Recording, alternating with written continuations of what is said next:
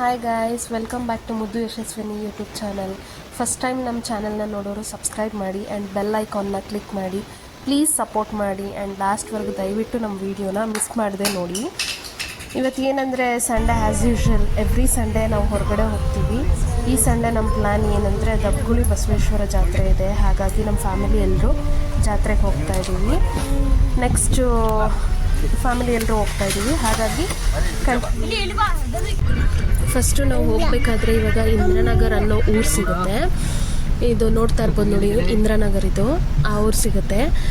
Actually ನಾವು ಕಾರಲ್ಲಿ ಹೋಗೋ ಪ್ಲ್ಯಾನ್ ಇರಲಿಲ್ಲ ಗೈಸ್. ಅಲ್ಲಿ ಎಲ್ಲರೂ ಹೇಳ್ತಿದ್ರು ಫುಲ್ ಕಲ್ಬಂಡೆ ಹೋಗೋಕ್ಕಾಗಲ್ಲ ಅಂತ.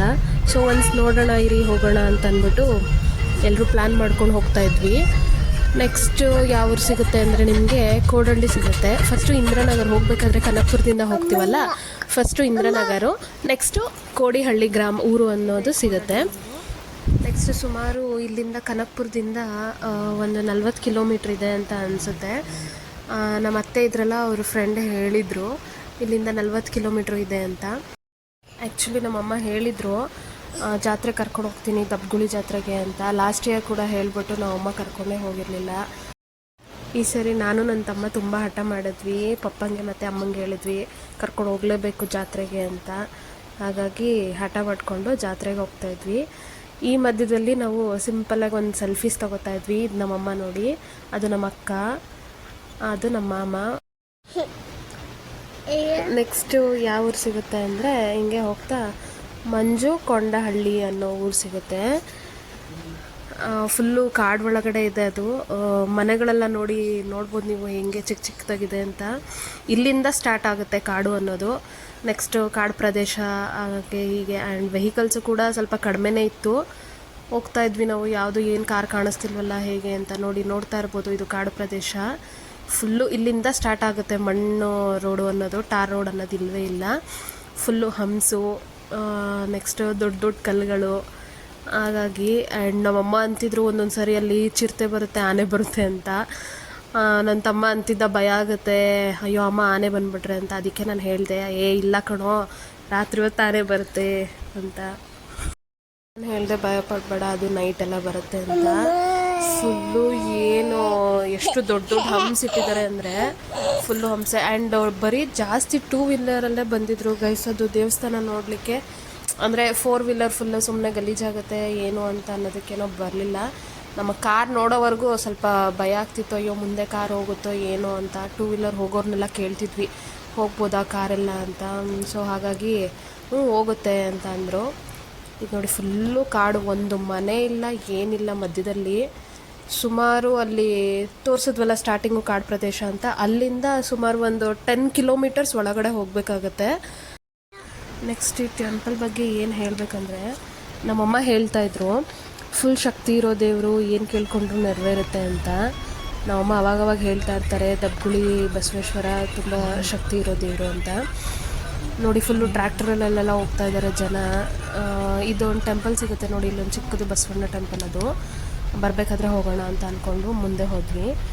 ನೆಕ್ಸ್ಟು ಇಲ್ಲಿ ಏನು ಭಯಪಡೋ ಅಂಥದ್ದು ಏನಿಲ್ಲ ಗೈಸ್. ಇಲ್ಲಿ ಏನಂದರೆ ಓನ್ ವೆಹಿಕಲ್, ಅಂದರೆ ಲೈಕ್ ಬಸ್ ಫೆಸಿಲಿಟೀಸ್ ಏನೂ ಇಲ್ಲ. ಓನ್ ವೆಹಿಕಲಲ್ಲೇ ಹೋಗಬೇಕಾಗತ್ತೆ. ಇದು ಯಾವುದೋ ಒಂದು ಚಿಕ್ಕ ಹಳ್ಳಿ ಮಧ್ಯದಲ್ಲಿ ಸಿಗುತ್ತೆ. ಸುಮಾರು ಒಂದು 10 ಮನೆ ಇರ್ಬೋದೇನೋ ಅಷ್ಟೇ, ಚಿಕ್ಕ ಚಿಕ್ಕ ಮನೆ ಇರುತ್ತೆ. ನೆಕ್ಸ್ಟ್ ಇಲ್ಲಿ ಆಫೀಸರ್ ಇದ್ದಾರೆ, ಫಾರೆಸ್ಟ್ ಆಫೀಸರ್ ಸಿಗ್ತಾರೆ ಮಧ್ಯದಲ್ಲಿ. ಲೈಕ್ ಏನಕ್ಕೆ ಅಂದರೆ ಅಲ್ಲಿ ಹೊಳೆ ಇದೆಯಲ್ಲ, ಕಾವೇರಿ ಹೊಳೆ, ಅಲ್ಲಿ ಫುಲ್ಲು ಪ್ಲಾಸ್ಟಿಕ್ಸ್ ಎಲ್ಲ ಹಾಕ್ಬಿಡ್ತಾರೆ. ಹಾಗಾಗಿ ಪ್ಲಾಸ್ಟಿಕ್ಸ್ ಎಲ್ಲ ಹಾಕಬಾರ್ದು ಅನ್ನೋದಕ್ಕೋಸ್ಕರ ಕಾರಲ್ಲಿ ಏನೇ ಒಂದು ವಾಟರ್ ಬಾಟಲ್ ಕೂಡ ಬಿಡಲಿಲ್ಲ. ಬಿಸ್ಕೆಟ್ ಪ್ಯಾಕೆಟ್ಸು ಅಷ್ಟೇ, ಅದು ಕವರೆಲ್ಲ ರಿಮೂವ್ ಮಾಡಿಬಿಟ್ಟೇ ಕಳಿಸಿದ್ದು. ಪ್ಲಾಸ್ಟಿಕ್ ನೀರು ವಾಟರ್ ಪೊಲ್ಯೂಷನ್ ಆಗುತ್ತೆ ಹಾಗಾಗಿ ಅಂತ. ನೆಕ್ಸ್ಟ್ ನೋಡಿ ಅಲ್ಲಿ ಕಾವೇರಿ ಹೊಳೆ ನೋಡ್ತಾ ಇರ್ಬೋದು. ಇಲ್ಲಿಂದನೇ ಫುಲ್ಲು ನಮಗೆ ಫುಲ್ ಜೋಶ್ ಇತ್ತು.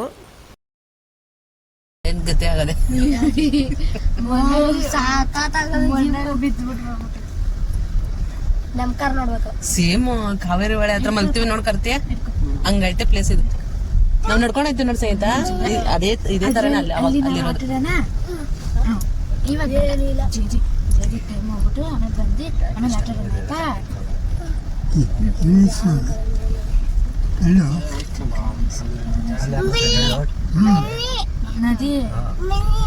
ಮನಿ ಜಾಗ ಇಲ್ಲ. ದೇವ್ಗಳು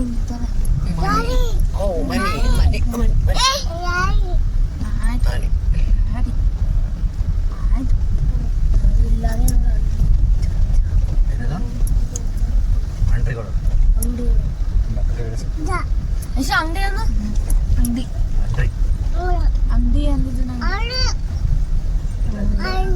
ಅದೇನ ನೋಡಲಿ ಏನು ಇವ್ರು ಓಪನ್ ಮಾಡೋರು ಇವ್ರು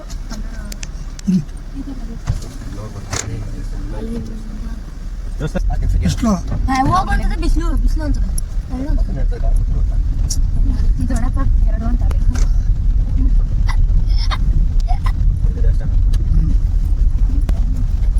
ಇಲ್ಲಿ ನೆಕ್ಸ್ಟ್ ಏನಂದರೆ ಅಂಗಡಿಗಳೆಲ್ಲ ತಗೊಂಡ್ಬಂದಿಟ್ಟಿದ್ರು ಅಷ್ಟು ದೂರದಿಂದನೂ ಅಷ್ಟೇ ಫುಲ್ಲು ಅಂಗಡಿಗಳು ಈ ಕಾಡು ಒಳಗಡೆ ಬಂದು ಅಂಗಡಿಗಳು ಇಟ್ಟಿದ್ದಾರೆ ಅಂತಂದರೆ ನಿಜ ಸೂಪರಾಗಿತ್ತು. ಇದು ದೇವಸ್ಥಾನ ಇನ್ನೂ ಏನೋ ರೀಕನ್ಸ್ಟ್ರಕ್ಟ್ ಮಾಡ್ತಾರೆ ಅನ್ಕೊಂತೀನಿ. ಫುಲ್ಲು ಅಲ್ಲೆಲ್ಲ ಏನೋ JCB ಎಲ್ಲ ನಿಂತಿತ್ತು.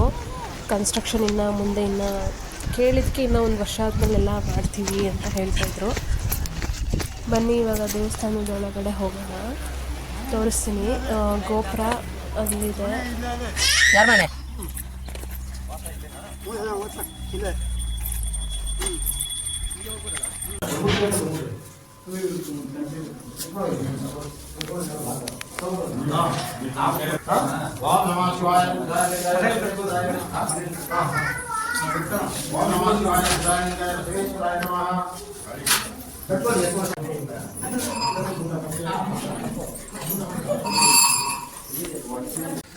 ನೆಕ್ಸ್ಟು ಇದು ಹೊರಗಡೆ ಬಸವೇಶ್ವರ ದೇವಸ್ಥಾನದ ಪಕ್ಕ ಇದು ತಿಪ್ಪೂರು ಮಾರಮ್ಮ ಅಂತೆ.